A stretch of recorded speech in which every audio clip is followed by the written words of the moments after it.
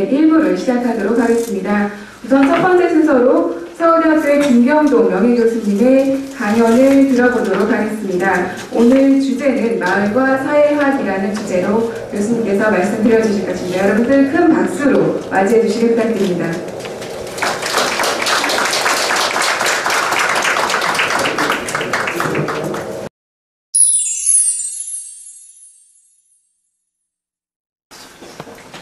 여러분 반갑습니다.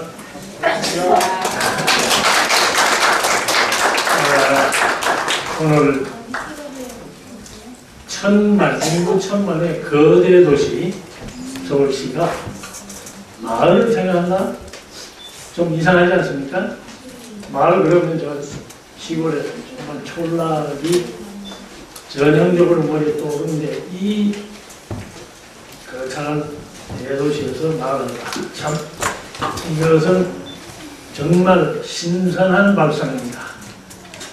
그런 이것이 앞에 두 분 말씀하셨지만은 시대적 요구라고 할 수 있는 아주 중요한 틀림없고, 그래서 서울 우리 시장님을 비롯해서 관계자 여러분들 이런 프로그램을 만드셨다는 데 대해서 큰 시하의 말씀 먼저 드리고, 오늘 또 여러 서울시에 관련 기관들이 함께 같은 모임을 또 가지신 것에 대해서 축하의 말씀드립니다. 또 보니까 이 방이 가득 찬 아주 성대한 모임을 가지시는데, 여러분 마을운동에 전방위적으로 참여하시는 여러분은 진정으로 우리 사회를 앞으로 정상화해서 아름답고 따뜻한 푸근한 사회를 만드는데 앞장서시는 아주 희망의 전도서다, 그렇게 말씀을 드릴 수 있습니다. 근데 보통 학자들이 하는 일은 사람이 대충 아는 거를 조금 어려운 말을 써가지고 괜히 아는 척하는, 그게 학자들이 하는 일입니다. 근데 그 어려운 말을 때로는 들어볼 필요가 있을 때가 있어요. 평소 우리가 생각 안 하던 방식으로 뭘 했는데 그 어려운 말 들어보니까 아, 그렇게 해서 하는 거구나 하는 설명이 나옵니다. 그래서 여러분 그런 뜻에서 오늘 제 말씀을 함께 나누시기 바랍니다. 근데 지금 시작을 하는데 보시면은 첫 번째 슬라이드에 시라고 되어 있어요. 시는 이제 문문인데 지금 강연하는 사람인데 시는 들고 나왔냐 하시겠죠? 제목도 보면 이제 우리는 무엇을 짓지입니다. 한번 같이 읽어볼까요? 농사 짓기로 문명을 짓기 전에 됐습니다. 고생 안 하셔도 되겠습니다. 농사 짓기로 문명을 짓기 전에 캐어먹고 뜯어먹고 잡아먹고 연명하며 굴 속에서 움막에서 앞가림만 겨우 한 채 떼지어 살았다. 농사 지어 밥 짓고 깃산으로 옷 짓고 집 짓고 살면서 그 안에서 짝 짓고 무리 짓고 살면서 어둠 연주를 짓고 웃음 짓고 한숨 짓고 눈물도 짓고 약 짓고 이름 짓고 멋있는 글도 짓고 새로 지은 도시에 높다란 빌딩 짓고 공장도 짓고 새로 지은 기술로 자연에다 온갖 짓 다 해버리고 새로 지은 기기로 인간은 온갖 짓 다 즐기고 새로 지은 문명에 아벨타를 지었다. 그러나 사람은 온갖 표정 꾸며 짓고 그럴싸한 자세 짓고 거짓말 지어내고 욕심 탓에 죄를 짓고 특권 독점하자고 끼리끼리 패지어 남의 일 회방 짓고 신이 지은 인간이 뒤틀려 변질하고 신이 지은 산과들 흙물설에 망가지고 신이 지은 동식물 하나씩 멸종하고 신이 지은 지구는 더위 먹어 쓰나미치고 우리 지은 관계도 우리가 뒤틀고 우리 지은 규범도 우리가 지키받고 우리 지은 공동체 우리가 허물고 우리 지은 공동체 우리가 허물고입니다. 우리 지은 문명이 신나게 복수한다. 이제 우리는 무엇을 짓지? 우리가 지은 매듭 우리가 해결짓고 언제나 웃음 짓는 해맑은 마음 짓고 푸근한 공동체 푸근한 공동체, 한데 얼려 지어서 사람스러운 세목이며 정성스레 지어본다. 이런 거예요. 뭐 좀 다운 게 있습니까? 고맙습니다. 나는 본업이 사회학 하는 사람인데 시집을 한 2권 냈어요. 뭐 소설도 몇 편 썼고. 이 대관 철학과 현실이라고 하는 철학 종합 잡지인데 여기서는 가끔 나보고 시를 자꾸 쓰라고 합니다. 그래서 이제 2008년에 원두시라고 하는 늘 그 잡지의 첫 번째 시가 나와요. 철학 잡지인데. 그래서 이제 그걸 여기다 통해서 여러분과 함께 잠시 감상을 했습니다. 짓는 일을 보세요. 의식주, 이게 인간의 기본, 이걸 충족을 짓는 겁니다. 의, 옷 짓고, 집, 밥 짓고, 집, 주, 집. 짓는 일이 우리에게 가장 기본적인 것입니다. 그래서 공동체를 지었어요. 마을을 지었어요. 그래서 아주 어떤 분은 잘 살았어요. 그런데 왜 됩니까? 이게 그냥 망가지고 있습니다. 그래서 오늘은 왜 우리는 공동체, 마을이라고 하는 공동체를 생각하는가, 공동체는 무엇을 뜻하는가, 이것을 조금은 철학적으로 좀 설명도 하고 사회학적으로 한번 그 이유를 분석해보고 그렇게 해서 여러분과 함께 이 마을 공동체 운동이 얼마나 중요한지를 생각해 보려고 합니다. 공동체라는 말은 본래 생태학이라는 이 모든 생물이 살아가는 지구상의 모습을 연구하는 생태학에서 나온 말인데 어떤 특별한 생물의 종이 그게 뭐 식물이든 동물이든 인간이든 어떤 지역에 한데 모여 있을 때 이걸 공동체라고 합니다. 커뮤니티라는 말이 거기서 나왔어요. 근데 인간은 이제 살아가는 모습이 좀 다르지고 정주 한데 살고 공생 같이 산다.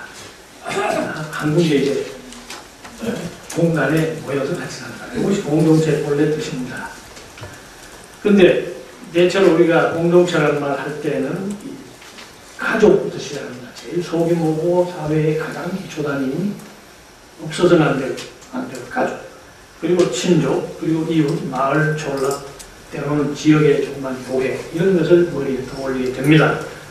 근데 다만 이제 현대 사회에 오면서 좀 사회가 많이 변하다 보니까 그런 지역을 떠나서라도 내가 직업이나 산업이 같다든지 혹은 내 생각이 비슷하다든지 종교가 같다든지 문화적으로 취향이 비슷하다든지 이런 사람들끼리도 혹은 사이버 공간 속에서도 공동체를 만들어갑니다. 그런데 오늘 우리가 얘기하려고 하는 것은 지역을 중심으로 해서 여기에서 어떻게 마을이라고 하는 우리가 참 이 마을이라는 말을 독특한 말입니다. 이걸 번역을 못해요. 그래서는 그걸 우리가 만들어가는 어떻게 해야 것인가 그 생각을 하려고 하는 것입니다. 그럼 공동체는 어떤 특징을 가지고 있느냐? 우선 사람들이 그 안에서는 기본적으로 인간관계나 상호작용을 할 때 예산해갖고 내가 요거 하면 요거 되겠지 하는 관계는 주된 관계는 아닙니다. 그런 관계는 있을 수 있지만 그보다는 좀 더 인간적이고 또 우리가 조금 전문 용어로 말하면 정의적이라는 것이죠. 정이 담겨있고 그 다음에는 표출력이라는 것은 내가 하고 싶은 얘기 그대로 한다 이 말이에요. 표현을 제대로 자유롭게 할 수 있는 그런 관계입니다. 이런 관계는 반드시 거기에 호혜성이라고 하는 것이 있어요. 호혜. 서로가 혜택을 줘야 한다. 도움을 줘야 한다. 그러려면 이제 신뢰, 믿어야 한다. 믿을 수 있어야 한다. 그런 사회적 연결망이 생겨나서 이것이야말로 요즘 좀 잘 많이 쓰는 말 사회적 자본이라는 말이 있어요. 경제에서 돈이나 무슨 자산을 가지고 있는 게 자본인데 사회관계에서는 내가 얼마나 많은 사람들을 같이 알고 연주를 가지고 있고 그 사람들을 믿을 수 있고 그 사람들과 함께 교육을 같이 지키고 질서를 유지해 가느냐 이 폭이 자기의 자산입니다. 그것이 사회적 자본이라고 합니다. 이렇게 그 사회적 자본을 만들어가는 기초입니다. 공동체는. 그러다 보면 그 속에는 자기가 소속해 있다. 내가 어디에 속해 있다. 사람이 어디에 속해 있다는 느낌을 가질 때하고 같지 않을 때가 상당히 다릅니다. 그리고 그 안에서 내가 일체, 동일, 내가 이 집단은 내 집단이다 라는 일체감, 동일감 이런 것을 가지고 살아갑니다. 그래서 그 안에 공통한 이해관심을 공유하죠. 또 관계 자체는 대단히 친밀하고 서로 간의 애착을 가지고 서로 존중할 줄 알고 의무감과 충성심이라든지 동지애 뭐 이런 것이 있어서 적어도 그 관계는 내가 조금 헌신을 할 필요가 있다. 그런 느낌을 가지고 서로의 요구 충족에 도움이 되겠다. 그런 겁니다. 그래서 이런 그 동일감이라든지 소속감 같은 것은 사람이 살아가는 데 있어서 자기의 세상을 보는 눈, 인식, 가치관 또는 공통의 도덕적인 문화와 질서에 동참한다는 그런 정서를 공유하게 함으로써 이 가치관과 도덕적 질서가 끊임없이 작용하는 집단 해체의 원심적 힘을 견뎌낼 수 있다. 이런 얘기합니다. 무슨 얘기냐면 사람이 모여서 사는데요. 늘 이렇게 정답게 무슨 도시만 살지 않습니다. 늘 보면은 이게 해체될 가능성은 항상 밑에 있습니다. 그냥 내버려두면 이 사회가 그대로 유지 못합니다. 그런데 이 공동체적 관계는 이것을 이렇게 아우러서 어떻게든지 유지할 수 있도록 힘이 될 수 있다. 그런 얘기입니다. 자, 그러면 이제 왜 중요하냐? 이제 얘기한 것만 봐도 상당히 중요하죠. 그럼 우선 사회학적으로 간단히 좀 몇 가지 살펴보면은 우리 모두는 대개 어떤 공동체 속에 태어납니다. 병원에서 태어나지만 실제로는 공동체 속에서 나의 생을 시작을 하죠. 그리고 사람은 말이죠. 짐승들 중에서 제일 취약한 존재입니다. 다시 말하면 태어나자마자 비틀비틀 일어나서 걸을 수 있는 말망아지하고 비교를 해보세요. 이 인간을 며칠 동안 그대로 환경 내버려두면 생존은 할 수가 없어요. 취약한 존재예요. 아주 약한 존재인데 이런 존재를 그냥 내버려두면 합니다. 누군가 돌봐서 양육을 해요. 길러서 우선 사람이 되도록 만들어야 합니다. 그것을 공동체가 아니다. 아무 데서나 하는 게 아니에요. 그 다음에 우리 시장에서 좋은 말씀하셨어요. 어떤 미국 친구가 자기 부인이 와이프가 한국 사람, 미국 교수가 한국의 특징 중에 하나는 우리이즘이라는 게 있다. 우리에다가 이즘을 붙였어. 우리주의다. 뭐든지 그냥 우리. 조금 뭐 비근한 예지만은 처음에 내가 미국이라는 데 가서 공부를 했는데 논문 제출했을 거 아니에요? 지도교수가 불렀어요. 그래서 아이 재밌게 잘 썼는데 그 자네는 공저자가 몇이 있나 그래요. 공저자가 왜 필요합니까? 나 혼자 열심히 쓰는데 그럼 왜 너는 자꾸 we think, we believe 왜 we를 자꾸 쓰느냐 우리 버릇이 그렇게 돼 있어요. 그래서 이제 이 우리라고 하는 게 정말 중요한 것입니다. 우리라는 것을 인식할 수 있다는 것은 이런 쉽사리 되는 것이 아닌데 이것은 어디에서 생기느냐? 공동체에서 생기는 겁니다. 특히 가족이죠. 그리고 내가 누구냐 하는 것도 결국은 공동체를 이렇게 만들어가요. 그러는 것이고 내가 사회에 나가서 누구냐 하는 것도 사실은 내가 어떤 집에서 태어났고 어떤 학교 다녔고 이것이 다 자기를 정체를 만들어가는 그런 것이 됩니다. 그래서 공동체는 참 중요하다. 그 다음에 이제 이런 공동체 속에서 다른 사람하고 의미 있는 관계를 맺는다. 이게 참 여기서 우리가 강조해야 할 사항입니다. 의미 있는 관계입니다. 그냥 관계가 아니에요.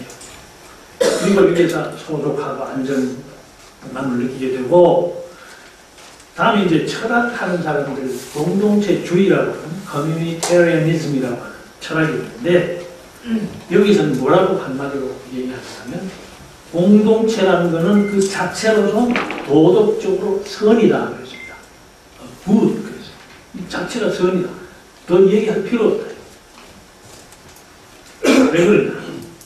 우선 공동체는 인간의 기본적인 욕구와 또 실질적인 이해관심의 대한 개발을 위해서 또 인간이 태어났으면 자기의 잠재력을 키워서 자아 실현하고 싶은데 그렇게 해서 도덕적인 인격을 갖고 싶은데 이런 것을 위해서 공동체야말로 최적의 조건을 제공한다. 이렇게 설명합니다. 이게 철학자들이에요.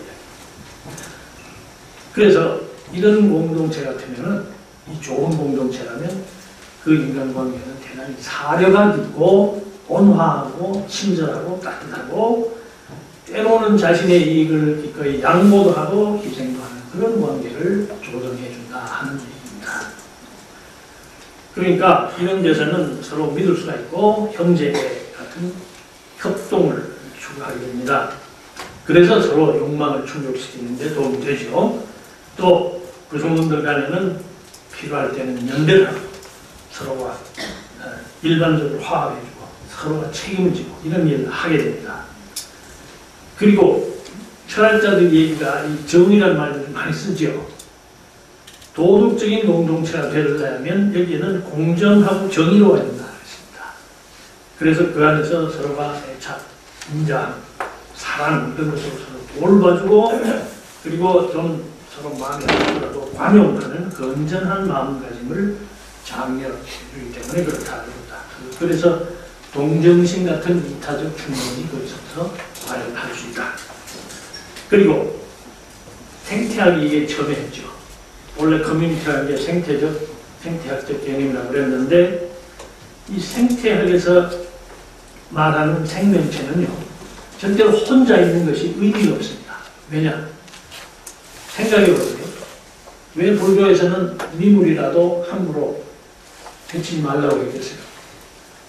전부 다 서로가 연결이 되어 있습니다. 그리고 서로가 의존하면서 전체 생태를 이끌어가고 있어요.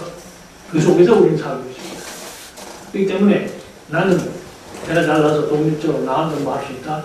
이거는 착각에 가는 얘기입니다. 생태학적에서는 공동체 본능이라고 하는 것이 어떤 생명체들이 다 있다. 이렇게 주장을 합니다.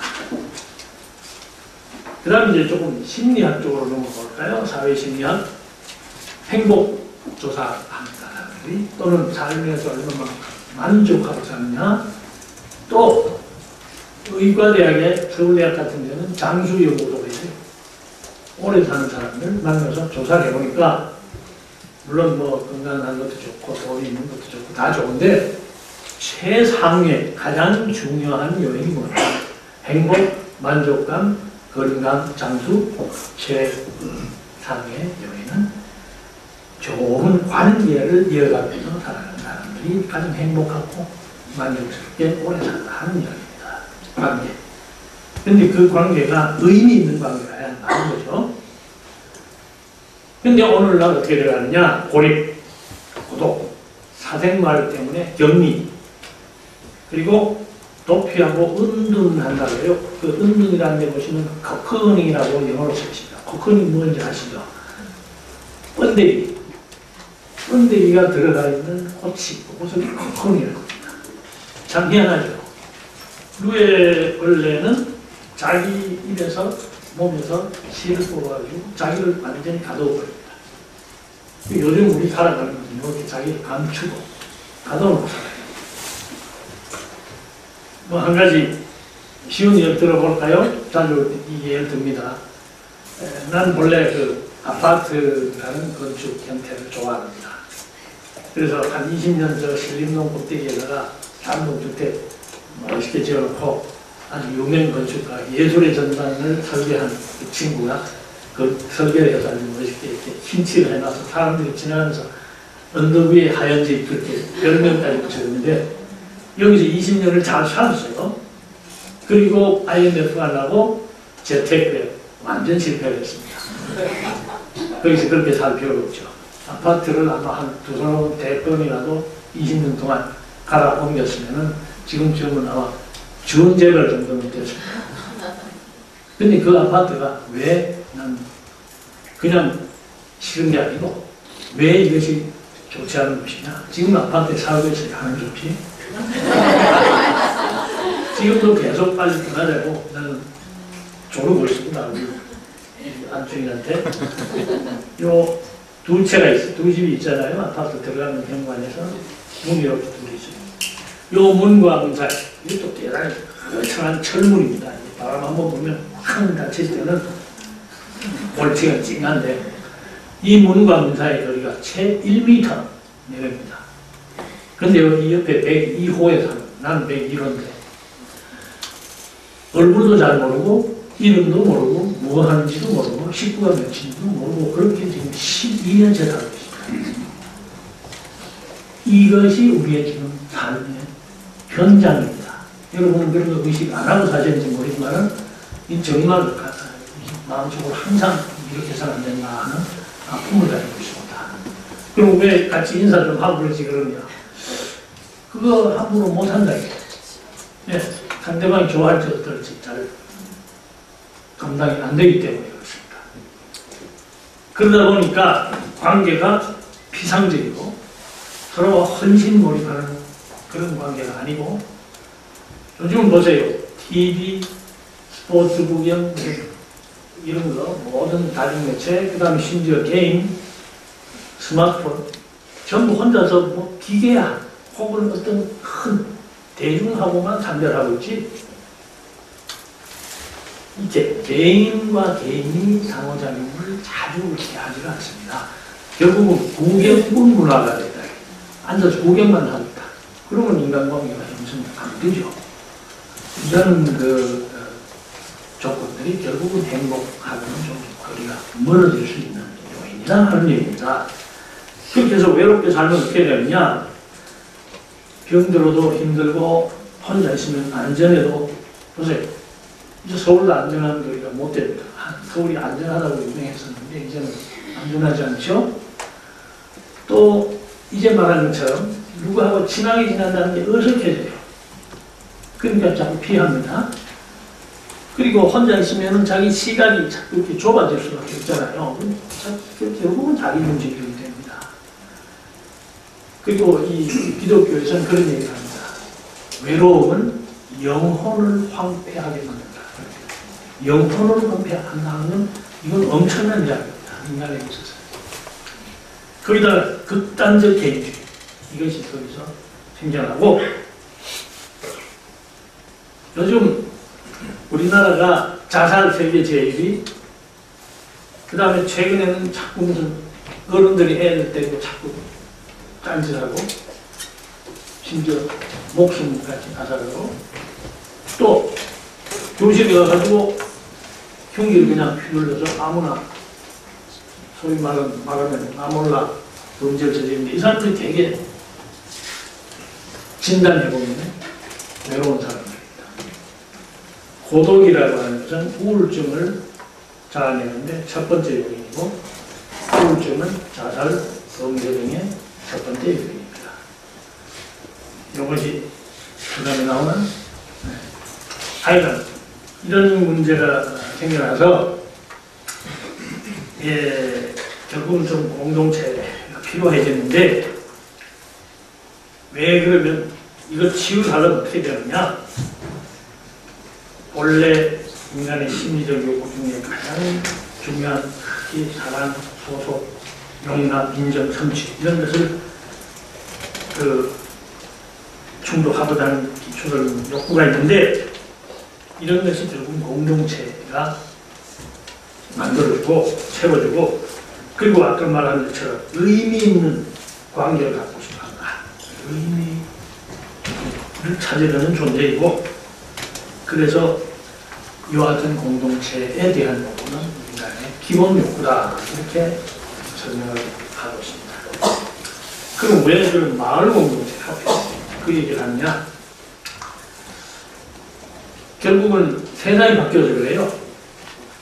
근대화라고 하는 거대한 문명사적 변동 과정에서 가장 핵심인 것이 공업합니다.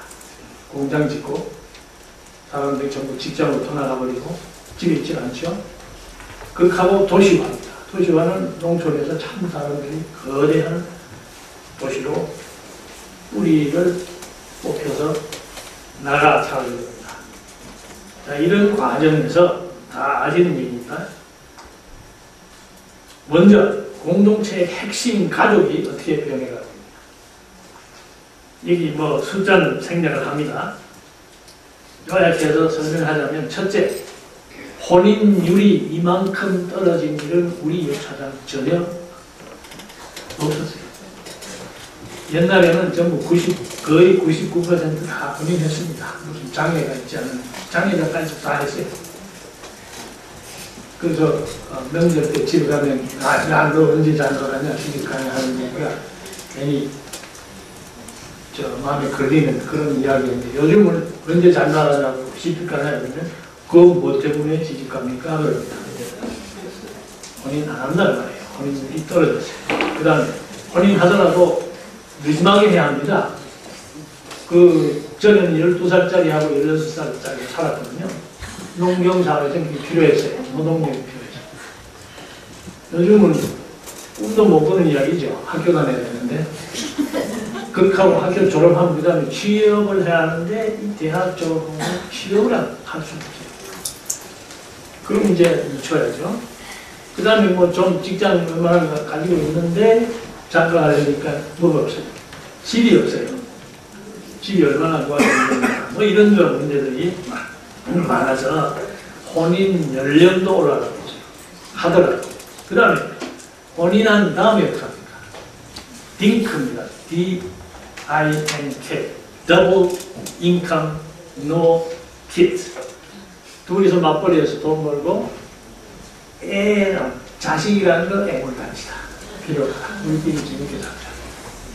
그래서 출산율이 세계에서 제일 낮습니다. 잘 아시죠? 그뿐 아닙니다. 혼인했는데 같이 못 살아요. 심지어는 신혼여행에서 돌아오다가 비행장에서 따로 가요. 이런 일화가 있지 않습니까? 그 다음에 황혼이혼이라는 것도 있습니다. 황혼이혼이 어느 수준에 가느냐, 남자는 한 14%, 여자는 한 8% 정도가, 9% 정도가 요즘은 남편이 이제 남편이 열심히 이혼을 끝났다. 퇴직금 가지고 잘 살자. 부인이 뭐래요? 아이고 잘 됐습니다. 그 반 갈라 주시오. 나가서 나 혼자 이제는 좀 당신 없이 편하게 살고 있습니다. 그렇게 살고 있습니다. 또는 뭐 노숙자 생기고 하는 게 그런 것이지. 그러니까 이게 우선 가족이 성립이 안 됩니다. 유지가 안 되고 그렇죠? 그다음에 가구원 수를 조사했는데요. 이건 가족이 아닙니다. 가구입니다. 한 집에 며칠 사느냐 그러는데 12년 금년의 통계가 1인 가구가 25% 넘겼어요. 2인 가구가 25%에 접근했어요. 합치면 절반 이상이 2인 이하입니다. 이제 김장철 되면 보통 몇인 가구 그럽니까? 평균 몇인 가구? 4인 가구에 뭐 20만 원 든다고 그러는데 이제는 그게 맞지 않습니다. 2인 이하 가구가 더 많아요. 혼자 사는 사람들 대개 누구냐? 이게 노인들이 많아요. 그리고 할머니들이 많습니다. 할머니들이 오래 살아요. 그러다 보니까 소위 말하는 고독사라는 현상이 일어납니다. 어느 날, 그래서 내가 한 2, 3년 전에 어떤 칼럼을 썼는데 팔순 할머니의 고독한 죽음. 이게 제목입니다. 이게 이제 우리 주변에서는 흔히 일어나는 일이 되었습니다. 그러니까 가구 구성원이 줄어들고 있고 이런 것들이 다 보면 이제 여성이 밖에 나가서 일도 하고 여러 가지로 사회 참여도 할 뿐 아니라 이렇게 되다 보니까 미혼 가족이 있고 이성 동성 간의 동거자도 있고 혼인이 늦어지고 출산이 적어지고 이혼이 있고 하니까 이 안에 보면은 혼성자녀도 있습니다. 이혼했다가 재혼하면 혼성자녀. 뭐 이런 식의 가족 형태 자체가 변화하고 있습니다.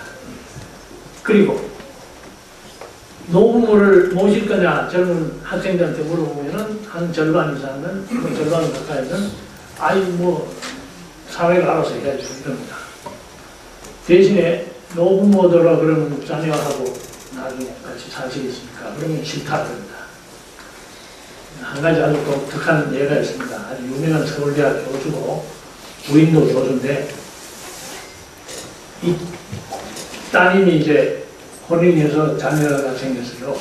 직장 생활을 해야 되는데 그래서 하루는 이 교수 부모한테 왔습니다. 엄마, 뭐 이 시설도 안 좋고 여러 가지 불리하니까 어떡합니까? 그래도 엄마가 애 좀 봐주세요. 난 인정해야 됩니다. 그랬어요. 첫 마디가 싫다예요. 그리고 생각해보니까 좀 안 됐단 말이야. 그러니까 좋아. 그러면 하긴 하는데 조건이 있다. 한 달에 100만 원만 가져와. 이게 심합니다. 그 본인한테 들은 이야기예요. 서울대학 교수 부부의 이야기입니다. 자, 거기다가 지금 우리나라는 세계에서 고령화 속도가 제일 빠른 나라입니다. 한마디로 인구 65세 이상 인구가 7%에서 13%, 이걸 고령화 사회, 고령사회가 그러는데 요거가 되는데 걸린 시간이 있을 거 아니에요? 프랑스가 115년 걸렸다고. 우리나라는 18년 만에 이게 일어납니다. 일본만 해도 26년 걸렸어요. 18년이라는 건 지금부터 한 6년 후에 우리는 고령 사회가 됩니다. 14%. 전체 인구가 5천만을 그러면 얼마입니까? 700만 명의 노인이 있습니다. 나같이 지공거사. 지하철 공짜로 타고 다니는 사람. 지공거사. 자, 이렇게 되면은 우선 그 인구 구조가 어떻게 되느냐. 먹고 살게 할 사람들은 자꾸 줄어들고. 왜냐하면 출산 줄어드니까 경제활동 인구 줄죠. 근데 노령 인구는 계속 남아있어요. 그럼 이거 부담이 얼마나 커집니까? 현재 경제활동 인구 7명이 한 사람의 고령자를 부양하고 있습니다. 몇 년 전에 12명이었는데 금세 7명으로 줄어들었어요.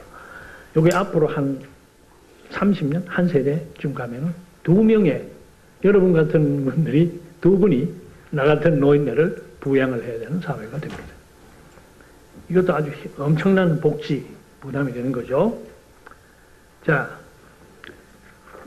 이렇게 되면서 결국은 이 도시가 생기고 사람들이 빈번하게 이동을 하고 그럼 언제 친근한 관계를 맺을 시간적 여유조차 없죠. 거기다가 이제 아까 얘기한 아파트 것이 있죠. 그리고 사람들이 이렇게 되니까 서로 이해관계에 기초한 사무적인 그러한 인간관계를 맺게 되고 그래서 서로 간에 피상적으로 헌신할 수 없는 관계다 이런 얘기를 했죠. 그리고 이 소위 구경꾼 문화가 생긴다고 했고 누에고치 얘기도 했고 여기에다가 물질 중심 소비 지향 쾌락주의 같은 자기 중심의 가치가 이제 조장되어 나와서 이런 것들이 모두 여성이 밖에 나가면 이제 시간 관리를 해야 됩니다. 이걸 어떻게 가족을 관리할 거냐. 이것도 한 중요한 경영 문제가 되어버려요. 그러니까 부모가 자식이 생기면 부모로서 어떻게 해야 되느냐 하는 것도 많이 관리를 해서 계산해서 해야 되고 이런 압력이 자꾸 생겨나니까 귀찮아지죠. 그러니까 이 가족 자체가 정서적으로 돈독한 그런 상호작용을 유지하기가 곤란한 곳이 되어버립니다. 가족 자체가. 가족만큼 기분 나쁘면 토해내고 좋으면 막 같이 울고 이런 그 관계가 어디 있어요. 근데 이게 자꾸 망가지는 거예요. 이 안에서도 그걸 못해요. 조금만 하면 짜증난다 그러고 화내고 그런 세상이 되었습니다. 자, 그런데 이렇게 세상이 바뀌다 보니까 아주 묘한 일이 일어나고 있어요. 그럼 자꾸 그렇게 공동체가 망가지면은 그대로 가느냐? 그렇지 않습니다. 사람들은 본래 뭐라고 그랬습니까? 공동체적 그 기본 욕구를 가지고 있다고 했습니다.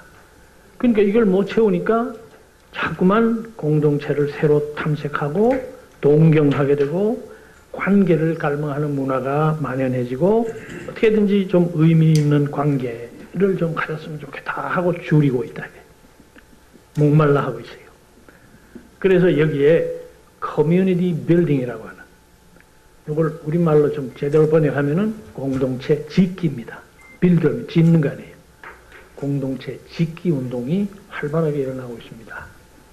미국은 우리보다 훨씬 더 빨리, 일찍 이런 그 도시화 경험을 다 했기 때문에 생각해보니까 이대로 갖다가 사회가 그냥 이렇게 흐트러져서 해체가 되겠다 싶어서 공동체 짓기 운동을 활발하게 전개를 하고 있습니다. 그 공동체 짓기 운동의 핵심은 진정한 의미 있는 진품 공동체를 좀 만들고자 제대로 된 마을을 한번 만들자 하는 얘기입니다. 자, 그러면 여기서 잠시 여러분이 하시는 마을 공동체 운동 이것에 대해서 좀 설명을 하고 지나가겠는데, 이 운동에 여러 가지 형식이 있어요. 지역사회 개발, 커뮤니티 디벨롭먼트죠. 지역사회 조직, 이건 이제 주로 사회복지 쪽에서 하는 지역사회를 조직하고, 혹은 커뮤니티 캐패시티 빌딩의 역량을 구축해준다, 혹은 지역사회에 있는 자산을 잘 활용해서 개발한다, 이런 것들이 있고, 우리가 관심을 갖는 것은 이거 다 비슷비슷한 건데, 우선 주민 참여에 의해서 지역사회 공동체를 좀 만들고자 하는 모형이 역사적으로 쭉 전개해 오는데, 첫 번째는 관리형 모형입니다. 우리나라나 일본이 아직도 이 단계에 있는데, 이것은 행정조직이 주가 되어서 지금도 그렇잖아요. 마을공동체 운동을 자생적으로 하는 게 아니고 시에서 하는 겁니다. 그러면 이제 시민들이 참여하는 관리형이에요. 이것이 좀 더 발전하게 되면은 그 다음에는 파트너십이 되어야 된다. 이건 이제 영국 같은 데도 있고, 일본에서는 마치스쿨이라고 그러는데 이게 바로 마을 만들기입니다. 번역을 하면 이런 운동은 같이 합니다. 행정하고 주민자치단체들이 같이 해요.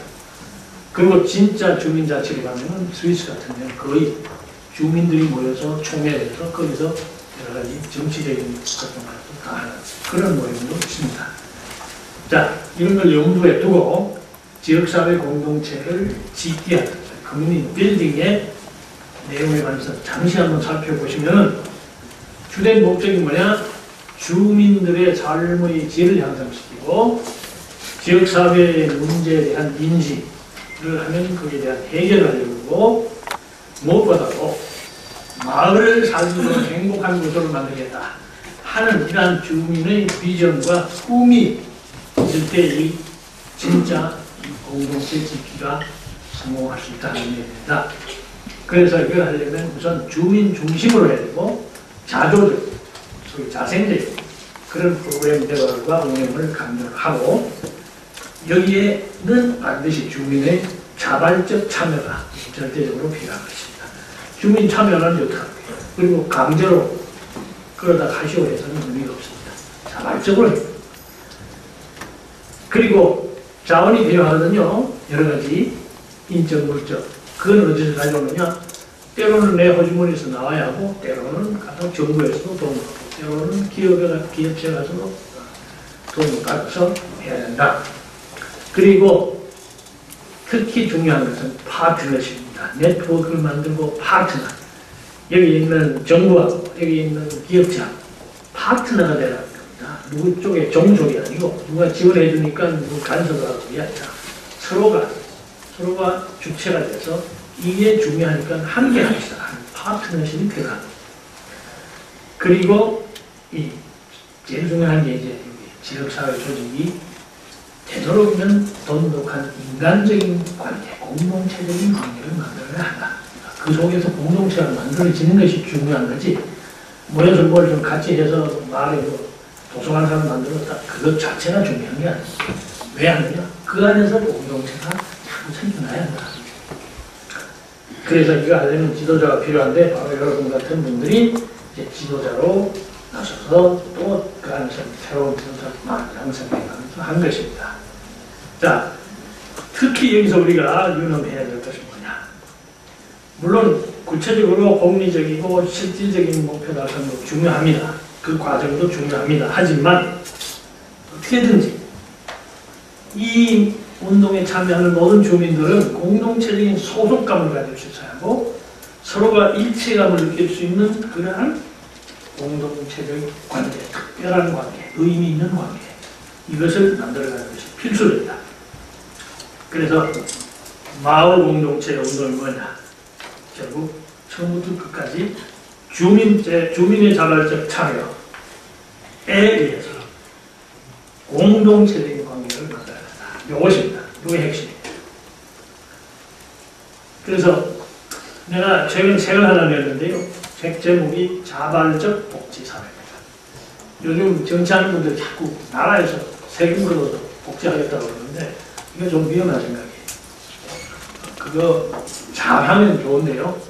잘하기가 아주 어렵습니다. 그래서 많은 나라가 지금 재정적으로 문제를 일으켜가지고 하고 있어요. 국가가 해야 될 몫이 반드시 있습니다. 근데 국가 혼자서 이걸 세금 걷어서 하겠다고 그러면 이건 처음부터 방향이 틀렸어요. 여기에 자발적 참여가 주민의, 국민의, 시민의 자발적 참여가 함께 국가의 프로그램과 함께 파트너를 그렇게 해서 복지사회를 만들어가는 것이 이상적이다 하는 얘기입니다.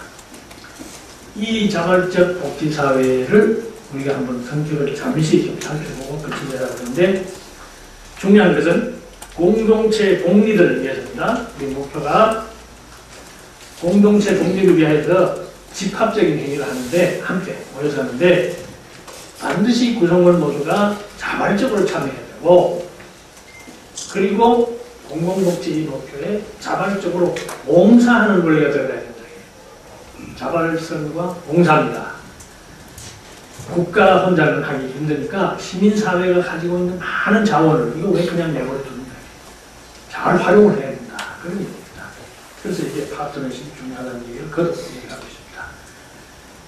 자발성이 뭐냐. 이제 이 자발적 복지사회의 특징에 대해서 잠시 설명을 하고 있는데 이건 자율적이어야 하고 공헌지향적이라는 말은 내가 무엇인가 공헌하겠다. 뭐에 공헌하느냐? 큰 뜻, 대의. 공동체를 좀 제대로 만들어보자, 사회를 좀 잘 통합시켜보자, 발전시키는데 좋은 자원이 되자, 이런 대의를 추구하면서 반드시 이거는 개인 각자가 자율재량에 의해서 봉사를 하겠다. 그렇기 때문에 이런 자발적 복지사회의 원리는 비폭력, 비강제, 비물질이라고 하는 가치를 제시하고 따라서 이것은 친사회적이지 반사회적이 아니고 그 기저에는 인간의 이타심이라고 하는 대단히 중요한 특성이 그 속에 깔려있다. 이렇게 이해를 하시기 바랍니다. 이타적인 충동에 관해서는 감정이입, 동정, 연민, 자산 같은 문제 설명 필요 없고 이제 우리가 생각하는 것은 자발적이어야 한다는 거죠. 자발적이 뭐라는 것은 설명을 생각하겠습니다. 그 다음 봉사는 뭐냐. 이제 무상으로 무상을 제공한다. 베푼다, 나눈다, 나눈다가 중요합니다. 돌본다. 그리고 서비스라는 말은 서번트라는 말하고 같아요. 섬기는 사람입니다. 종이다. 그리고 손님을 접대하는 것도 서비스고 지속적인 관심과 돌보기 한다. 소위 말하는 애프터 서비스라는 것도 필요합니다. 한번 일 시작해놓고 우리 의원님 말씀이 자꾸 촉박하게 생각하고 빨리 하려고 생각하지 말아라. 왜냐하면 하다 보면 일이 생기면 또 애프터 서비스도 해야 되고 이것도 서비스입니다. 봉사해요. 그리고 마지막에 보면 교회에서는 예배 공동체 서비스입니다. 신을 섬기듯이 우리는 이 운동에 참여가 됩니다. 결국 마을 공동체 운동이라고 하는 것은 무엇이냐? 자발적 자원공동이요, 나눔 이걸로 지배할 수 있고 여기에 자발적 복지사회의 핵심을 가지겠다. 이렇게 말할 수 있습니다. 이 마지막 페이지인데요. 그러니까 자원봉사라는 걸 여기서 왜 강조를 하느냐 잘 생각해 보시면 자원봉사는 원래 이게 근본적으로 공동체 운동입니다. 정신 자체가 자원을 공유하는 것이고 나누는 것이고 공익을 위한 것이고 공공선과 공공의 복지를 추구하는 것이고 이것은 반드시 이타적 행위입니다. 나를 위해서 하는 것이 아닌데 해놓고 보면 나한테 큰 도움이 된다. 나의 삶을 변화시키는 게 자원봉사입니다. 그리고 여기에서는 공동참여와 협동이라고 하는 것이 협력이라는 것이 중요하고 그 마지막에 근저에는 사람을 사랑하는 인간 애가 깔려있는 그런 운동이다.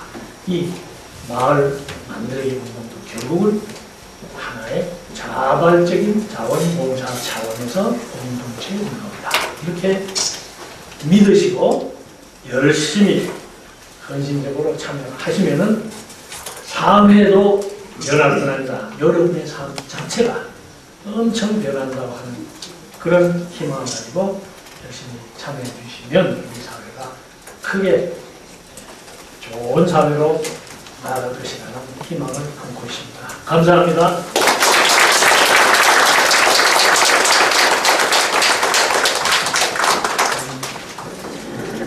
네, 저는 처음에 교수님 뵀을 때 굉장히 어렵고 진지한 얘기 들려주실 줄 알았는데 굉장히 재밌고 유쾌한 강연이었던 것 같습니다. 여러분 다시 한번 교수님께 큰 박수 부탁드리겠습니다. 교수님 강의를 듣다 보니까 마을 만들기나 마을 짓기는 사실상 우리가 잘 살기 위한 선택의 문제가 아니라 어쩌면 필수적인 과제가 아닐까 그런 생각이 들고요. 예, 일단 김경동 교수님 말씀을 잘 새겨 듣고 좋은 마을 만들기에 여러분들이 같이 참여해 주셨으면 합니다. 2부에서는 연세대학교의 조한혜정 교수님께서 마을과 인문학이라는 주제로 강연을 들려주시겠습니다. 여러분들 큰 박수로 교수님 모셔보도록 하겠습니다.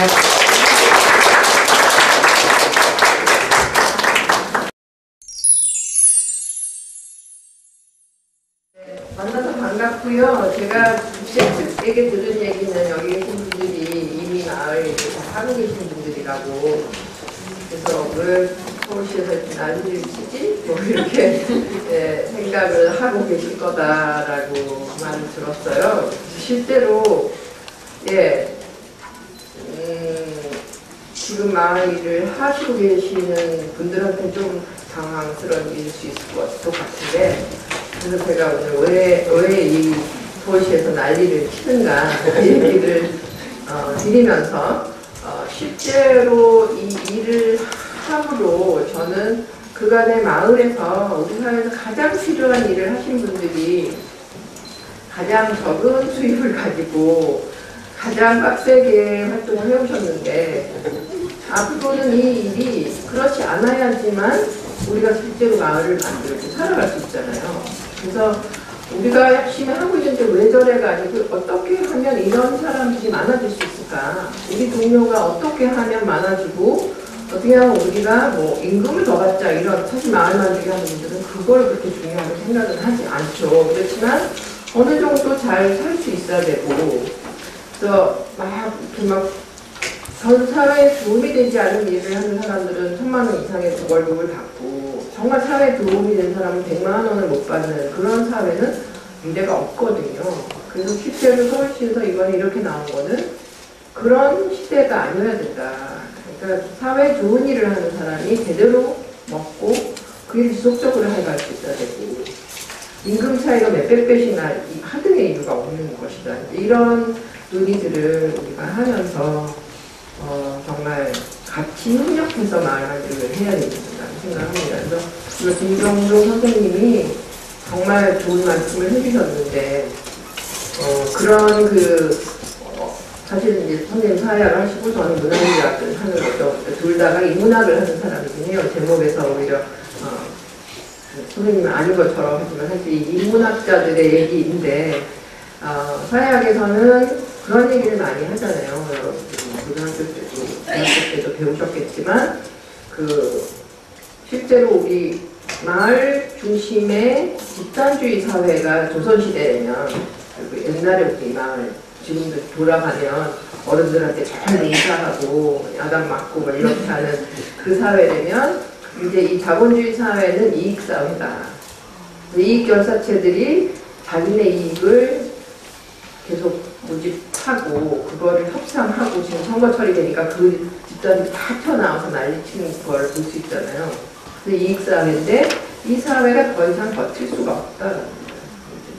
이런 식으로는 더 이상 버틸 수가 없는데, 이제 본문에서 제가 뭐 PPT에서 말씀드리겠지만 그 이유는 이 자본주의 사회라는 게 보이지 않는 손이라고 아담 스미스가 얘기했는데, 실제로 그것은 보이지 않는 가슴이라는 어떤 옛날부터 보이지 않게 남을 돌보고 마을을 돌보고 빛나지는 않지만 사람의 생명과 공동체가 유지되는 것을 해온 활동 영역이 있었던 거죠.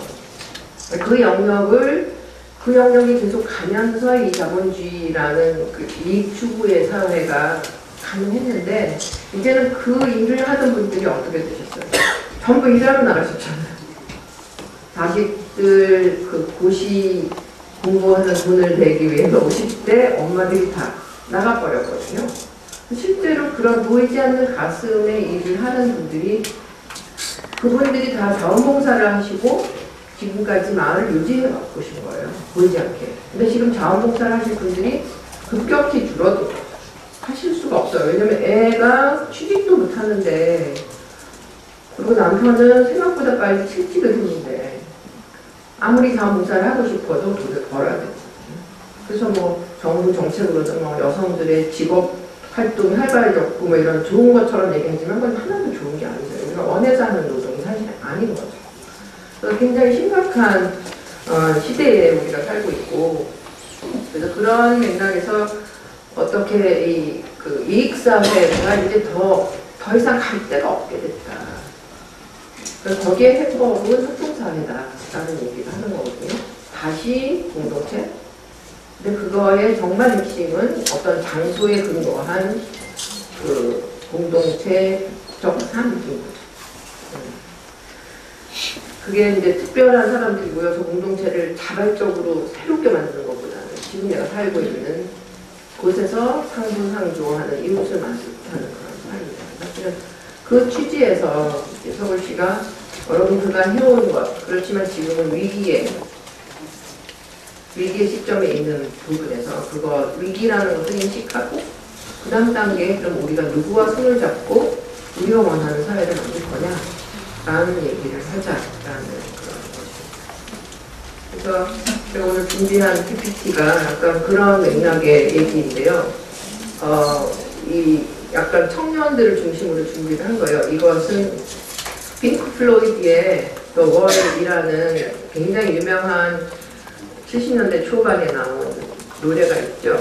왜냐면 이제 우리를 이렇게 공장처럼 이렇게 취급하지 마라. 우리가 무슨 뭐 찍어내지는 어떤 인력, 그 다음에 여기서 공장으로 가고 죽어라고 얘기하고 이런 이제 시대에 대한 비판을 한 거죠. 그러니까 농경사회에서 산업사회에 넘어갈 때는 사실은 우리 할머니 할아버지 세대는 학교를 너무 가고 싶었어요. 그렇죠. 그 가족은 집은 막 돼지우리 같고 자기 생각에 학교는 너무 깨끗하고 이쁘고 젊은 선생님이 오셔갖고 막 이렇게 만져주고 그러니까 그 학교가 너무 좋은 거예요. 그래서 정말 학교 보내달라 이렇게 됐던 때인데 우리나라도 70년대 그 다음에 80년 정도 경제 좋아지면서 애들이 학교 가기 싫어하고, 그전에는 불우 청소년들만 학교를 안 갔는데 이제는 불우 청소년은 없어지고 불량 청소년이 나오잖아요. 나는 학교 못 가겠다. 난 공장에 들어가지 않을 거니까. 실제로 GNP 만불 넘으면 공장에 안 들어가는 사람이 굉장히 많아지는 거죠. 뭐 서태지와 아이들 같은 사람도 생기고 문화산업이 굉장히 활발해지고 서비스 산업이 많아지고 자원봉사 쪽에서도 일자리가 많이 생기고, 그래서 그런 어떤 시대를 얘기하면서 이제 정말 이런 대량 생산 실제는 싫다 이런 때가 있었죠. 예, 그래서 그런데 그것이 일정하게 2만 불을 넘으면 빨리 그 사회가 변하지 않으면 이 공장제적으로 훈련된 아이들은 할 일이 없어져요. 왜냐면 싼 노동력이 있는 것을 공장이 다 하기 때문에. 그러면 우리 이른바 선진국이 된 이 나라의 아이들은 뭘 하고 있을까? 선진국 아이들은 뭘 해야 될까? 뭘 해야 될 것 같아요? 우리가 계속 뭐 하나만 잘하면 대학 간다 막 이러면서 막 뭐라 하는데 열심히 노력했을 갈 때가 계속 없죠. 왜냐면 고용 없는 성장을 계속 하니까. 고용에 대한 신경을 전혀 안 쓰니까. 그래서 우리 아이들이 하는 게 다음번에 재밌는 게 보여지는 다음에 해주시겠어요?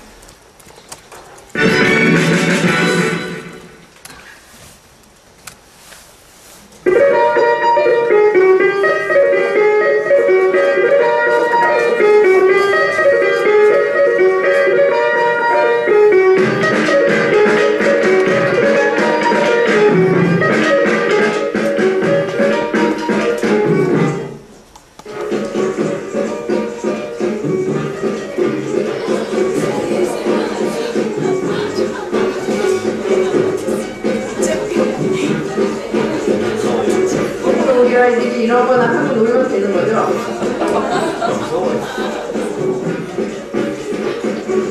연대생들도 이거 시작했어요.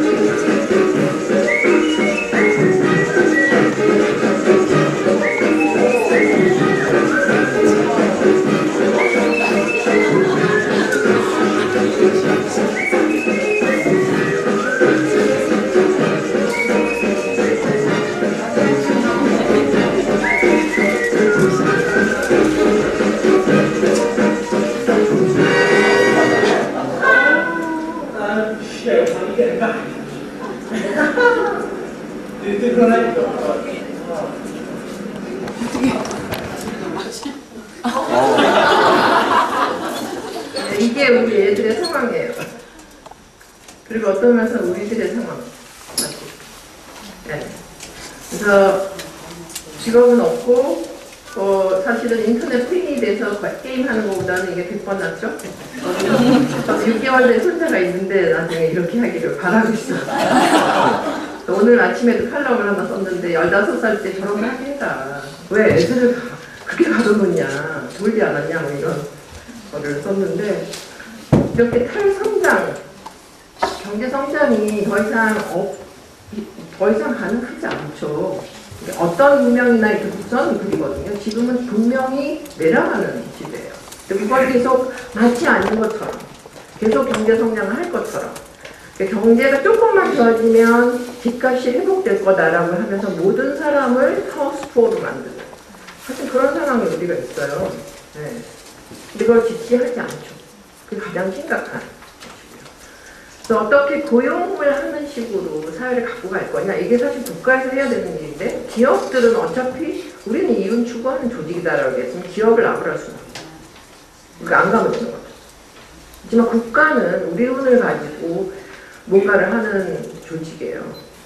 그럼 고용을 중심으로 한 정책을 내놔야 돼요. 그거를 못하고 시장에 완전히 종속된 형태로 지금 굴러가고 있어요. 엄청나게 심각한 상황이라고 저는 생각합니다. 그래서 청년 실업률도 굉장히 높아지고 있고, 그 다음에 50대 조기 은퇴자들, 정말 그대로 거기에서 이제 떡 빠지는 사람은 50대 엄마. 그러면서 우리 사회는 이제 보이지 않는 가슴이 사라지는, 돌봄 영역이 상업화되는, 그래서 친밀성까지도 사고 파는, 그리고 결혼까지도 사고 파는 시장에서 알아서 주선을 하는 세상이 된 거고, 그래서 호텔에서 결혼을 하려면 1억이 드는데 요새는 2억이 든대요. 그래서 친구들이 굉장히 고민해하고 있더라고요. 그냥 서울시에서 우리 결혼식 얼마 내면 하기로 하지 않았어요? 최근에 아마 후원 빌려준다고 그러는데, 이게 계층이 달라져 버린 거죠. 우리가 어떻게 소박한 결혼식을 하는 사람들이 행복하고 멋진 사회를 만들 건가, 이게 사실 우리들의 숙제인 거죠. 네. 이거는 이제 인구 분포를 얘기하는 거예요. 점점 노인은 많아지고 애들은 줄어들고, 근데 그 아이들마저도 직장이 없어요. 저는 애 주는 건 문제가 없다고 생각해요. 왜냐면 인구가 엄청나게 늘어났잖아요. 그간 뭐 몇십 년 동안에. 그러면 또 엄청나게 줄어들 수 있는 거예요. 몇십 년 동안에. 그 낳은 아이들만이라도 제대로 일을 하면 문제가 없어요. 꼭 한 명이 그 다음 일을 맡아서 하는 게 아니거든요. 우리 농경사회는 그럴 거예요. 한 명이 물을 심고 막 이렇게 그런 노동이면 모르지만 지금 우리가 20대 80 사회라고 얘기하거든요. 20%가 80% 매일 살린다고 경제학자들이 선언을 하는 상태면 그럼 20%만 나서 잘 기르면 되는 거죠. 20% 훨씬 넘는 아이들이 나는데 애들 제대로 키우는 제도를 전혀 마련하지 못하는 그런 상태죠. 네. 그래서 이 고용 없는 성장 시대의 이제 청춘들을 보면 자기네들의 꿈은 이렇게 연봉 1,000억, 2억을 받는 이런 멋진 모습이죠. 근데 사실 실상은 대부분 고시원에 들어가면 다행이죠. 부모가 고시원 값이라도 내주면 저기도 못 가는 거죠. 그런 수가 엄청나게 늘어나고 시작했어요. 그래서 저게 못 가기 때문에 일을 오는 것도 아니죠. 저게 가는 것이 그 노동이 너무나 빡세거나 아니면 별로 사회에 의미 있는 일이 아니기 때문에 난 아예 안 하겠다라는 이른바 착한 청년들이 많은 거죠. 저는 착하다고 얘기하기보다는 장기적으로 자기 삶을 기획할 수 있는 지혜로운 아이들이라고 생각해요. 그 친구들이 이제 마을이나 이런 동네를 얼쩡거리죠. 이렇게 땡땡은 대학 이런 것들이 나오는데 그런 청년들이 뭘 할 수 있을 건가? 사실 이제 이런 식의 질문을 우리가 마을 사업을 하면서 던지는 거예요. 네. 그래서 그런 아까 파쿠르라고 얘기하거든요. 그 막 벽 타기가 벽을 타면 이렇게 방에만 틀어박혀 있는 사람하고는 다르든 세상이 다 보이고 살리고 있고 몸도 좋아지고 뭐 그렇게 훈련한 친구들은 사실 무슨 일이든 할 수 있어요. 특히 그건 쉽게 하는 거잖아요. 그때를 입시교육을 시켜서 우리는 지금 이런 식으로 가면 사실은 구직난이 심각한 게 아니고 인력난이 심각해질 거예요. 한국 사회. 그게 가장 심각한 문제라고 저는 오히려 생각해요. 실업난이 아니고 사람이. 네. 그래서 그 다음에 선진국 아이들은 어차피 그러면 데모를 많이 하는 게 좋잖아요. 이게 이제 독일 아이들이 데모를 하는 건데 왜 핵발전소를 짓냐? 후쿠시마 때문에 이제 독일이 2022년에 모든 핵발전소를 닫기로 했고 우리나라는 지금 계속 사고가 나고 있어요. 우리나라가 가장 사고 많을 텐데 기록으로는 가장 사고가 없는 나라로 나와 있어요. 이런 것 자체가 문제죠. 기록이 정확하지 않다. 보도가 정확하지 않다. 그럼 이 핵발전소가 사고가 나면 사실은 이건 그 동네 사람만이 아니고 전체가 거의 못 살게 되는 거예요. 특히나 이렇게 되면 지금 우리들은 이 핵발전소를 막 지어가지고 전기를 막 쓰고 있잖아요. 엄청 쓰고 있잖아요. 하루하루 사는 게 죄를 짓고 사는 거잖아요. 우리가 수선식 관소 쓰는 것부터 사실은. 그런데 그럼 그 밑에 우리 아이들 30년 후에 아이들 어떻게 될 거냐. 걔네들한테 허락을 받았냐. 니네가 이렇게 위험한 핵발전소를 물려받게 된다. 허락을 받았냐. 지금 걔네들은 엄청난 국가의 빚을, 부채를 떠맡고 있죠. 청년들은 사실 지금 우리는 서명한 적이 없다. 우리한테 물어라. 라고 얘기를 해야 돼요. 그러니까 그걸 데모하는 거예요.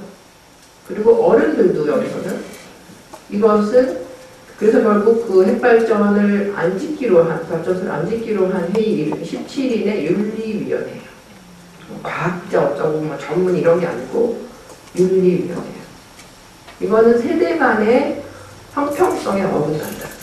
그게 잘 핵심이다. 우리 세대가 밑에 세대 것을 다 갉아먹었습니다. 그러니까 그 정도의 얘기를 우리가 할 수 있을 때 이게 마을이고 공동체라는 것이 존재하는 거죠. 그러니까 한국은 지금 극단적인 이익사회로 아주 극단적인 이익사회로 가버렸기 때문에 그 논의 자체가 힘들어요. 근데 여기만 해도 여러분들이 제가 얘기하니까 다 알아들으시거든요. 굉장히 지금 분위기 좋은 학습 환경이거든요. 보통은 아무 못 알아들어요. 너무 멀거든요. 자기네들이 하는 거. 돈 버느라 정신없고. 네. 그래서 이런 데모를 열심히 하면 되는데 우리 애들 어때요? 데모 절대 안. 가장 싫어하는 게 데모예요. 어떻게든 자기네들은 안정적인 직장을 얻어보리라고 생각하면서 정말 개별적으로 사투를 벌이고 있기 때문에 제가 이제 문화교육 개론 시간에는 현장에 가서 관찰하는 숙제를 많이 시켜요. 그래서 메이데이에 노동절이니까 데모하는 것을 관찰해라. 그랬더니 한 친구는 자기는 선생님처럼 성공하고 나면 데모를 하겠기 때문에 못 가겠다. 그 다음에 하나, 그래서 내가 나는 데모를 했기 때문에 교수가 된 거야. 아마 이렇게 얘기해서 나한테. 그 다음 아이는 자기는 할 수 없어 선생님이 가라고 갔는데 자기네들 때문에 뒤에 차가 늦게 오는 게 너무 마음에 걸려서 계속 너무 불편했다. 어떻게 그렇게 착할 수가 있냐. 이렇게 얘기했어요. 애기같이 착한 거죠, 그거는. 사회를 볼 수 있는 시선에서 착한 게 아니잖아요. 그냥 어릴 뿐이지. 네. 그런 정말 어린 친구들이 지금 대학교를 다니는 거예요. 그렇게 될 수밖에 없는 교육제도 속에서. 그래서 저는 데모라도 해라 하는데 대학생들이 지금 제일 싫어하는 게 데모예요. 특히 부모가 데모를 많이 하는 아이들. 네. 그러니까 아까 얘기한 이 비엔나의 악사들이라던가 아니면 히피들처럼 정말 돈 조금만 가지고 거의 자기네 텃밭 가꾸면서 사는 친구들도 꽤 있고요. 저는 모여서 아트 하면서 여기에 관련해서 이제 저 최근에 조금 덜 벌고 더 행복하게 살기라는 책이 나왔어요. 3만 엔 비즈니스라는 제목이긴 한데 홍지무라 선생님이 일본에. 근데 그런 것이 나오면서 나는 그냥 한 달에 30만 원? 그 다음에 텃밭 가꾸고 이런 걸로 돌을 교환하면서 살겠다. 얼마든지 가능해, 사실. 그래서 많은 아이들이 그렇게 하거나 아니면 좀 여유 있으면 이제 죽어라고 서핑을 하면서 막 일요일까지도 나와서 그냥 예배 보듯이 날마다 나와가지고 이제 이거만 하면서 밤에 한번 잠시 술집 가서 아르바이트를 한다던가 뭐 이런 삶을 사는 게 우리 이른바 선진국의 아이들이 할 수 있는 일이에요. 그래서 묻지만 살이는 안 하면 다행인 거죠. 아까 선생님 말씀하신 거. 네, 그래서 다음에 보시면요. 우리가 3M에서 3E의 시대로 가야 된다고 얘기하는데 3M은 많이, 돈과, 마켓, 시장과 미, 나. 마켓 모르는 거예요. 3E는 excellent, 굉장히 탁월해야 된다는 거지. 이 친구들 엄청 탁월하잖아요. 바꾸라는 친구들. 죽어라 끝까지 자기를 훈련시킬 수 있는 거죠. 입시 공부도 끝까지 해갖고 0.1% 들은 아이들은 다 뭐지 하긴 해요. 네. 엑셀런트, 그 다음에 인게이지먼트. 사회에 뿌리를 내려야 된다. 어딘가에 이렇게 접근이 된 존재가 된다. 근데 지금 우리 아이들은 엄마의 지원을 받으면서 아무 곳에도 접근이 되지 않은 부유하는, 표류하는 아이들을 허가. 세 번째는 에틱, 아까 윤리 말씀드렸죠, 윤리론에. 윤리가 있는 가치를 가진, 가치 지향성을 가진 아이여야 된다고 생각해요. 저도 이렇게 쭉 주변을 보면 저희 아들도 굉장히 막 열심히 사는데 어릴 때부터 지구를 구해야 된다고 아톰 이런 만화 영화를 많이 봐가지고 그 마음으로 그냥 열심히 하는 거예요. 근데 내가 멋있어야 된다던가 막 이런 친구들은 지금 다 좀 망해 있죠. 뭔가 어디에 헌신할 뭔가를 듣고 내가 뭘 구해야 된다 라는 사람들은 그 일을 위해서 계속 노력을 하는 거예요. 어떤 면은 지향성이에요. 그래서 이 아까 말씀드린 보이지 않는 손, 효율성의 이름으로 우리가 지금 시장에 우리 삶을 다 위탁한 상태거든요. 거의 돈이 없으면 아무것도 못한다고 생각하는데 사실은 돈이 없어도 많은 것을 할 수 있는 사회를 만드는 게 마음이에요. 그래서 보이지 않는, 거기서는 사실 시장에서 돈 버느라고 14시간 노동하는 사람은 정말 무존재죠. 아무런 도움도 줄 수 없고 와도 별로 할 수 있는 일이 없었던 사람. 할 줄도 모르고. 그래서 보이지 않는 가슴, 지속 가능한 삶을 디자인하고, 그래서 저희는 그걸 자공공이라는 표현으로 제가 다니는 하자센터에서 자공공 아카데미를 합니다. 여러분 관심 있으시면 하자센터 사이트에 오시면 되는데 스스로 돕고 공공, 서로를 돕고 함께 돕고, 그래서 그 공공, 새로운 어떤 가버넌스를 만든다. 네. 그래서 그때 저는 우정과 환대라는 단어를 우리가 자주 쓰게 된다고 생각합니다. 경쟁과 적대가 아니고, 우리 경쟁과 적대 공간에서 살아왔는데 어떻게 우정과 환대? 어린이 도서관, 마을에서 만든 어린이 도서관, 우정과 환대 공간. 아이들은 거기서 써야 돼요. 우정과 환대 공간. 그래서 학교는 창의적 공공지대이면서 우정과 환대 공간이어야 된다. 그래서 학교는 그냥 도시락 그러니까 점심시간이나 하고 그냥 보내라. 저는 이제 그렇게 학교를 순자독식에 강자 생존의 공간으로 만들어 놓을 바에는 그냥 점심이나 먹고 놀다가 보내는 게 그때 낫다. 라고 생각해요. 학원에서 그냥 공부하면 되는 거잖아. 네. 굉장히 이상한 형태의 아이들을 지금 잡아두고 있거든요. 그래서 마을, 가정, 국가, 전지구적인 삶이 사실은 연계되고 있다는 것을 인식할 수 있는 어떤 삶을 우리 아이들이 살아야 돼요. 그렇지 않으면 아까 뭐그 독거사라고 얘기하셨나? 그런 일들이 일어나는 우연사회, 이른바 아무도 남을 돌보지 마라. 그러니까 저희 마을 만들기 하는 사람들이 굉장히 어떤 데 가면 황당한 사람 취급받는 이유가 이 사회는 지금 아무도 남을 돌보지 마라라고 얘기하는 거거든요. 남한테 피해도 주지 말고 절대로, 그리고 남을 돕지 마라. 뭐 이런 것이 그냥 거의 명령이 되는 사회를 살고 있는 거죠.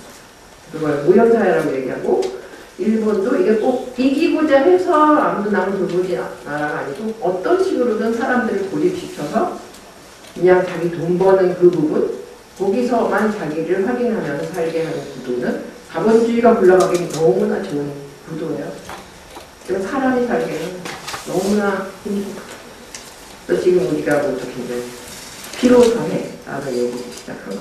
네. 그래서 책을 몇 개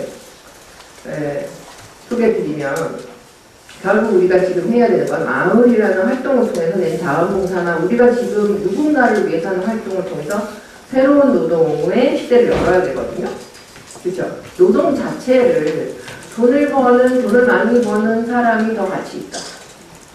그런 식의 인식에서 벗어날 수 있어야 되는데, 그걸 위해서 가장 중요한 책은 성장의 한계. 그러니까 지금 시대는 성장의 한계가 온 시대다. 사실 1970년대에 그 얘기를 시작했어요.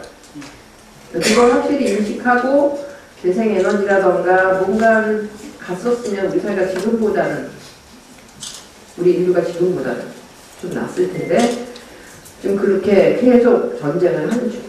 그렇게 말하는 사람과 아닌 척 하면서 계속 돈을 벌려는 사람들이 계속 먼저 갔던 소리 치는 거예요. 항상 짓고 자기 돈을 벌고 빠지면 되니까. 이런 먹고 튀는 족속들이 너무 많아서 우리가 굉장히 힘든 상황에 있는 거예요. 거대한 전환, 이것도 유명한 책이죠. 칼 폴라니 같은 책도 결국 시장사회가 아닌 사회적 경제를 가야 된다. 사회적 경제, 경제라는 것이 오로지 시장 경제만 있는 게 아니고, 시장 경제라는 것은 사회 속에 인베디드, 착근돼 있어야 된다. 그 얘기를 하는 거거든요. 이 책도 좀 복잡하지만 홍기빈 선생님 같은 강좌가 많으니까 관심 있으시면 강좌도 가보시고요. 에컬로지카, 이것도 앙드레 모르라는 분이 이제는 자립이 아니고 자활이다. 자활노동이라는 개념으로 이 문제를 풀고 있습니다. 우리가 다시 일, 노동, 직장을 새로 생각하고, 여러분들이 아마 대부분 파트타임 하실 건데, 저는 그냥 한 일을 2명이 해라. 우리가 왜 그렇게 하루에 10몇 시간을 일을 하지? 그 나머지 시간을 마을을 만드는 식으로 하다 보면 사실은 뭐 식당에도 안 가도 되고, 그렇잖아요. 스타벅스도 안 가도 되고 돈이 엄청 안 들어요. 네, 그렇게 가면 된다라고. 네, 다음 페이지 보시면, 그래서 이 페이지는 그걸 얘기하는 건데, 지속 가능한 경제, 그리고 단골 경제, 사회적 경제, 이런 것이고, 결국 우리가 중요하게 생각해야 되는 노동은 의리를 한다거나, 텃밭을 가꾼다거나, 집을 수리한다거나. 그러니까 결혼할 때도 꼭 집수리를 제대로 하는 남자들을 보고 해야 된다. 그건 아무리 많이 벌어도 그거 별 인간이 아니다. 저는 학생들한테 이렇게 얘기해요. 네. 그 다음에는 새로운 가족의 시대를 열어야 되는 거죠. 계속 우리가 알고 있는 핵가족, 내 새끼만 생각하면 마을은 절대로 못 먹어요. 내 아이를 잘 키우기 위해서 좋은 마을이 필요하다 라고 생각할 때는 전혀 다른 식으로 아이를 키우게 돼요.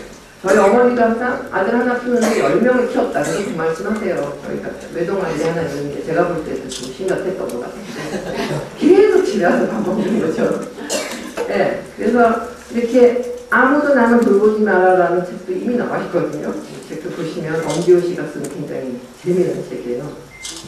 네, 그리고 보이지 않는 가슴? 이것도 이미 나와 있는 책이에요. 네, 보이지 않는 그 손 이후에 이 돌봄 경제학을 하지 않으면 그건 경제학은 경제학이 아니다. 제대로 경제를 말할 수 없다라고 얘기한 것이고, 필요사회, 아까 말씀드렸죠. 우리가 다 필요할 수밖에 없다. 정말 피곤해질 수밖에 없는 사회에 살고 있다라는 이 책은 굉장히 조그만 책인데 엄청 좋은 책이에요. 한병철이라고 독일에서 지금 철학 활동을 하시는 훌륭하죠. 그걸 또 이렇게 하셔도 돼요. 그게 안 될까봐. 예, 그래서 여러분 이거 다 보셨죠? 부모는 멀리 보라 하고 학부모는 앞만 보라 합니다. 부모는 함께 가라 하고 학부모는 앞서 가라 합니다. 부모는 꿈을 꾸라 하고 학부모는 꿈꿀 시간을 주지 않습니다. 당신은 부모입니까? 학부모입니까? 부모의 모습으로 돌아가는 게 참된 교육의 시작입니다. 공익광고 학교에 실제로 저는 학부모는 거의 괴물이라고 생각해요. 그리고 가장 그걸 잘 드러낸 게 괴물을 만들었던 봉준호 감독이 마더라는 영화를 만든 거죠. 저는 핸디캡 아이를 조라고 돌보는 걸로 나오지만 또 실제로 그것은 저는 부모, 엄마가 괴물이라기보다는 왜 엄마로 해요? 그럼 괴물일 수밖에 없어요. 왜 그렇게 불안하게 가요? 정말 심각한.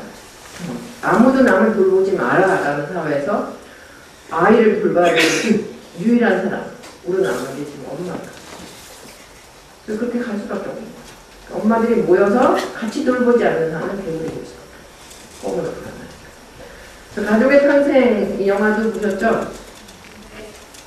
네, 이제는 정말 가족끼리는 저희 학생들도 추석에 절대 가고 싶지 않다라고 하는데 모이기만 하면 싸움이면서요.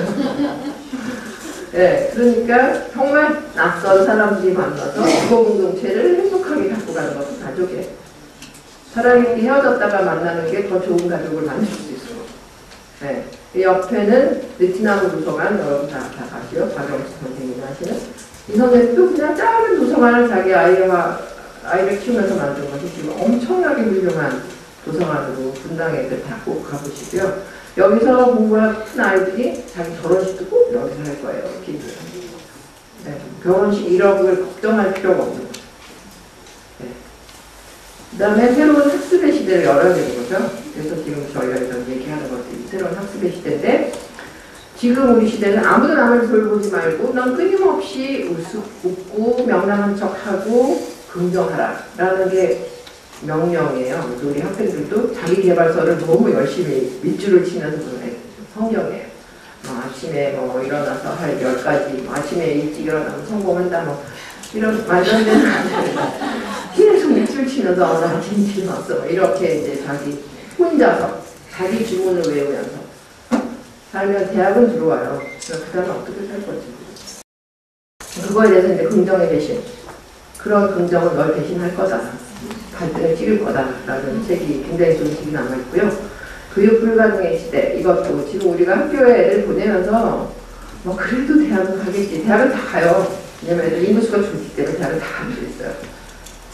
근데 사실 그렇게 대학을 보내야 되냐. 그 대학에서 뭘 배우냐.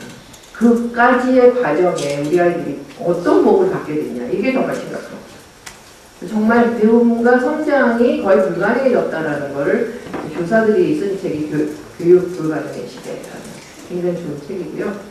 여기서 이계산 선생님이라고 굉장히 훌륭한 선생님이 근데 그분은 노동과 기도라는 얘기를 하세요. 결국에 다시 노동을 할 수 있는 사람이 되는 것, 기도를 하는 것. 기도가 없는 사회가 없다. 뭔가를, 이게 인문학이기도 한데 그러니까 직접 생산이 되는 건 아니지만 함께 모여서 얘기를 하고 우리 정말 이거 너무 난감하잖아. 어떻게 할까? 라고 지혜를 구하는 게 사실 기도예요. 너무 답답하니까 신한테 구하는데 신도 귀찮으실 거예요. 여러분 알아서 좀 해라 얘기하실 것 같은데 모여서 난감함에 대해 공유하고 같이 기도하는 마음으로 만나는 것. 이런 것이 필요하다고 하고 리제너레이션. 이 책은 이제 아까 이익사회가 극도로 갔을 때 아이들은 다시 만나서 미가 아닌 위가 될 거다. 우리라는 것을 발견하는 제너레이션이 될 거다. 그리고 우리 아이들은 굉장히 우리보다는 점점 가난해지는 사회를 살고 있기 때문에 이제 가난하기 때문에 지혜롭고 나누게 될 거라는 거예요. 지금 우리가 옛날보다 자꾸 좋아지니까 안 나누는 거죠. 우리 가난했다가 좋아지기 때문에 이제 계속 지금도 변화를 원하지 않는 게 그때 가난했기 때문에 상대적으로 지금 괜찮은 거예요. 변화시키고 싶지 않더라고요. 저는 왜 변화시키지 않은지 아직 이렇게 인문학자로서 항상 묻게 되는데 나중에 보면 옛날보다는 먹고 살잖아. 근데 우리 아이는 어떻게 할 거야? 네. 그래서 저는 이 서로로부터 배우는 어떤 원탁회 이런 것들이 필요하다고 생각해요. 저는 이제 마음의 핵심은 그 원탁회이다. 둘러앉는 것이다. 그래서 난감함을 공유하는 거예요. 그냥 거기서 해결책을 알아내는 게 아니고 일단 난 진짜 너무 지금 난감해. 이게 뭐야. 이런 얘기를 나누라는 거죠. 그래서 하루키가 얘기한 건데 그때 해결책을 갖고 오는 사람 빼라라고 얘기해요. 요새는 모든 사람이 해결책을 갖고 있어요. 그리고 그렇게 하면 된다고 믿고 있어요. 그거 약간 광신도들이죠. 우리 해결책이 없어요. 나눌 때 해결책이 없어요. 그게 마을이고 마을이 이루어질 수 있는 원탁회인 거죠. 그래서 우리 하자센터에서는 난감 모임, 심심 모임 이런 얘기를 많이 쓰는데 위에 동그랗게 둘러앉는 건 좀 심각하게 난감함을 얘기하는 거고요. 밑에는 좀 심심하게 뭐 애기 전맥인 엄마들도 오고 그래가지고 또 주부들이 다큐멘터리 작업을 하셨어요. 그거 같이 보면서 노는 거예요. 근데 사실은 심심 모임이 더 중요한 얘기들이 많이 나오더라고요. 그거 말고는 커뮤니티 카페를 해요. 카페를 하면서 일주일에 하루씩만 한 그룹이 굴리는 거예요. 왜 그거를 한 사람이 줄동살동 하느냐는 거죠. 네, 그리고 주부들이 3~4명이 모여서 조그만 식당을 뭐 하루에 2테이블만 받는 거죠. 네, 그렇게 해서 한 주에 2번 요리를 한다. 그럼 저도 거기 갈 거든요. 다 가는 거 되게 싫어하거든요. 그런 분들이 다 가는 거죠. 그러니까 그런 식으로 마을 경제가 이루어지는 거죠. 그렇게 해서 하고 청년들이 아까 말씀드린 것처럼 청년들도 그러면 50대 아주머니들끼리만 하면 좀 재미가 없다. 청년들이 와서 게스트하우스를 하면서 같이 일한다. 이런 거죠. 그래서 우리가 성장을 하고 즐거워지는 것은 낯선 사람과 만나서 뭔가를 도모할 때예요. 마을이 바로 그런 장소가 될 수 있고 그래서 저는 다시 마을이라는 책도 썼고요. 이 공통의 감각과 연대가 굉장히 중요하다. 우리가 지금은 그간에 너무 개별화됐기 때문에 그게 우리 속에 있는데 만나지도 못했고 연대도 못하고 있어요. 어떻게 그 공공의 감각을 다시 되살려낼 거냐, 어떻게 그 우리의 그 엑셀런트한 부분을 네트워킹 시킬 거냐, 이게 우리의 과제입니다. 마지막 영상 보면서 끝내. 이거는 여러분들이 따라하셔도 돼요.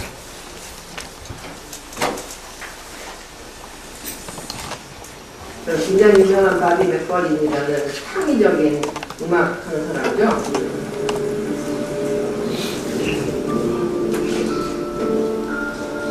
사이언스 페스티벌이라는 데서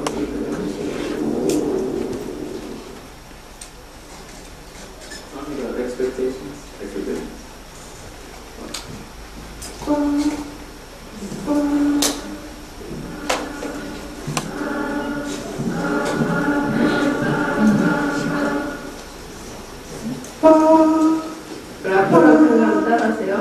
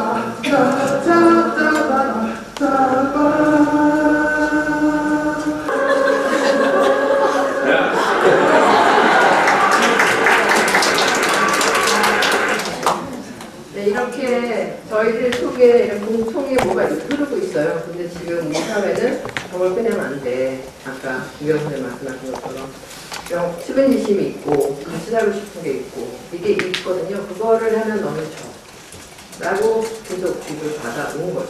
어떻게 우리가 알고 있는 그 속의 것을 다시 끄집어내서 이렇게 생명성랑의 사회를 만들었어요. 앞에 있는 무늬는 20세기가 무기를 이렇게 가둬놓으면서 평화를 얘기했어요. 그래서 전쟁과 평화의 시대였는데 21세기는 이 만물이 뭔지 알겠죠? 달과 별, 안상수 선생님 만드신 생명 평화 무늬거든요.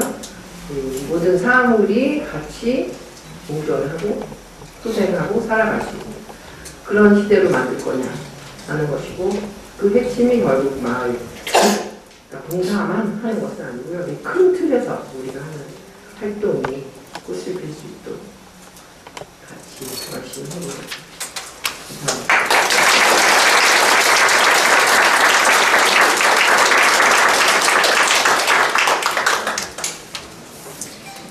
네, 정말 재미있는 강연이었던 것 같습니다. 아마 교수님 말씀하셨던 것처럼 3M의 시대에서 3E의 시대로 그리고 보이지 않는 품의 시대에서 보이지 않는 가슴의 시대로 가는 그 중간에 우리가 하려고 하는 그런 마을 만들기가 있지 않을까 하는 생각이 들었습니다. 다시 한번 교수님께 큰 박수 부탁드립니다. 오늘 개최되고 있는 마을을 가다 컨퍼런스가 단순히 강연에서 그치는 것이 아니라 우리가 꿈꾸는 마을로 가기 위한 소중한 첫걸음이 되기를 기대합니다. 자, 이것으로 1부 명사 강연을 마치겠습니다. 소중한 시간 함께해 주신 여러분들께 감사의 말씀드립니다.